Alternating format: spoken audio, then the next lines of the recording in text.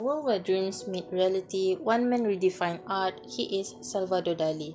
Salvador Domingo Felipe Jacinto Dali y Domenech, born in 11 May 1904 in Figueres, Catalonia, Spain, is one of many well-known artists in 20th century. He was a Spanish surrealist artist known for his technical skills, draftsmanship, bizarre images, and eccentric personality. Some of his renowned arts from his 1,326 artwork collections are The Persistence of Memory, The Great Masturbator, Archaeological Reminiscence of Millet and Gilles, The Hallucinogenic Turrender, Lobster Telephone 1936, The Surrealist Show 1931, and The Logo of Chupa Chup Candy 1969. This is the historic site of Dali's family home in Pobliga on the coast near Caracas, Spain. It was a small hut in barely livable size, and during his prime, Dali managed to buy the neighboring huts and extended the house into a live-in art space for him and his partner Gala. In 1922, Dali moved to Calle de Alcalá, Madrid to study at the San Fernando Royal Academy of Fine Arts and became friends with Federico Garcia Lorca, a Spanish poet, playwright, theatre director, and also he friended Luis Buñuel, Spanish and Mexican filmmaker. During his study era, Dali became obsessed with Prado Museum, which has exhibited a lot of mastery arts and paintings of 19th century, and on every Sunday he will went into the museum and observe, recreate, repaint the arts and train his skills for several years, experimenting with Cubism, Expressionism, and laying his foundation of Surrealism too. Among his famous arts during 1922 are the cabaret scene, the first day of spring, still life of a fruit bowl, vase and pear, and the view of Caracas from Mount Pani. This time also, Salvador Dali becoming obsessed with Sigmund Freud, an Australian neurologist and founder of psychoanalysis, and his book The Interpretation of Dreams, which discuss and centering on the psychoanalytic ideas about dreams and the subconscious. Freud is well known as not so fond on the surrealist movement that emerged in Paris in 1924 and labeled them as foolish artists. Dali visited Vienna for several times to request a meeting with Freud, but unable to do so as Sigmund Freud himself is in a medically challenging situation and being out of town. Eventually, in 1938, Dali secured a meeting with Freud through an Austrian journalist, namely Stefan Zweig.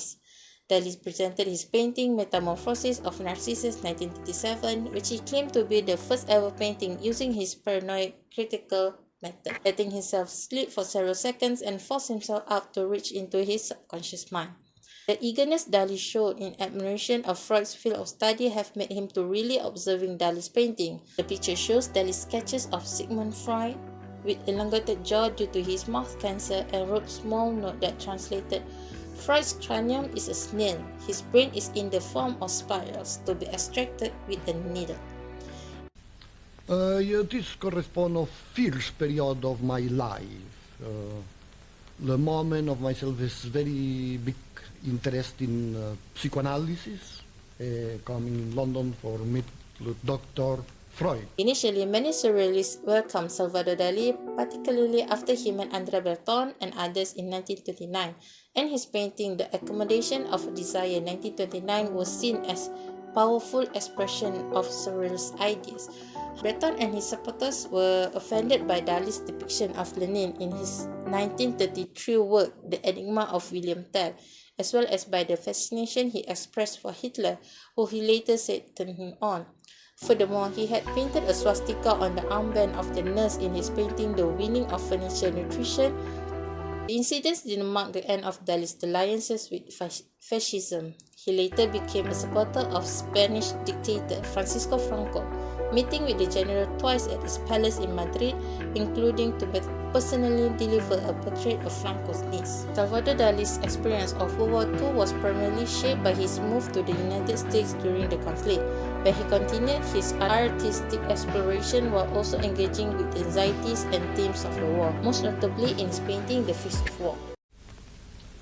In the beginning of this mustache, used one very natural product, dates, the fruit. In the last moment of dinner, not clean my fingers. Only put a little in my mustache. In the 1930s, Dali's mustache initially resembled the style popularized by actor Adolphe Menjou, a relatively modest look, and developed over time, with the dramatically upturned signature look of the 1940s. It became a key part of his public persona, a symbol of his surrealist art and eccentric personality.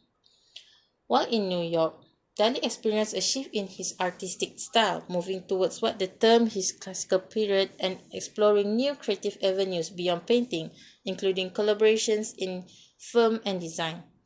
Dali's time in the US marked a transition away from strict surrealism, focusing on themes of science, history, and religion, which he termed nuclear mysticism. Dali collaborated with renowned filmmakers, including Alfred Hitchcock for the dream sequence in the film Spellbound and Walt Disney for the animated short Destino. Beyond film, Dali's expanded his creative practice include jewelry, the living flower, ruby lips with pearl teeth and eye of time watch brush, clothing collaboration with Schiaparelli, furniture and set designs for plays and ballets. In October 1942, he managed to publish autobiography 2 titled The Secret Life of Salvador Dali in New York and London simultaneously. Fast forward in his final years of coming back living in Port Elizabeth, Dali had followed the request of his muse and bought Gala a castle in Pobor due to the no privacy living in Port Elizabeth in 1968. From 1971, Gala would stay in the castle for weeks at a time and Dali were not allowed to visit her without written permission. His fears of abandonment and estrangement from his longtime artistic muse contributed to depression and failing health. At age 76, Dali's health deteriorated sharply and he was treated for depression, drug addiction, and Parkinson-like symptoms, including a severe tremor in his right arm. Dali died on 10 June 1982 at the age of 87. On 5 December 1988, he was visited by King Juan Carlos, who confessed that he had always been a serious devotee of Dali. Dali gave the king a drawing, Head of Europa, which would turn out to be Dali's final drawing. On the morning of 23 January 1989, Dali died of cardiac arrest at the age of 84, buried in the crypt below the stage of his theatre museum in Figueres. The location is across the street from the Church of San Pere, where he had his baptism, first communion, and funeral, and is only 450 meters from the house where he was born. So, is Salvador Dali an artist, a genius, or only an eccentric person?